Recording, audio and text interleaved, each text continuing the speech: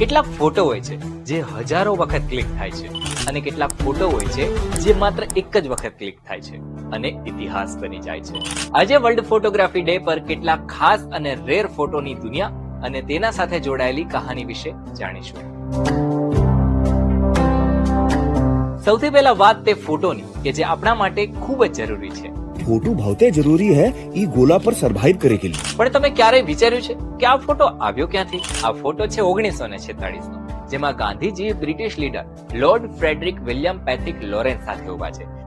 Currency not પર photo મૂકવામાં આવ્યો છે કારણ કે ગાંધીજી હસી રહ્યા છે. જો કે આ ફોટો કોણે પાડ્યો તે હજુ સુધી રહસ્ય છે. હવે વાત તે ફોટોગ્રાફની જેમણે આઇન્સ્ટાઈનનું દિલ જીતી લીધું.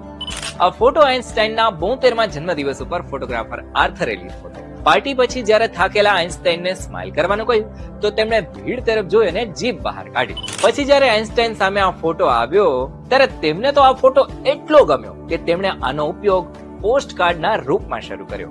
હવે ઘાસ અને વાંસથી ઢંકાયેલો તાજમહેલનો ફોટો જુઓ.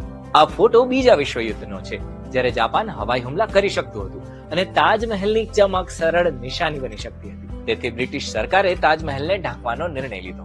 આ ફોટો ટેનિસનો છે, પણ જમીન પર નહીં, અવકાશમાં. વાત છે 1925 ની કે જ્યારે ગ્લેડિયસ રોય અને ઇવાન અંગર એક ઉડતા વિમાનની પાંખ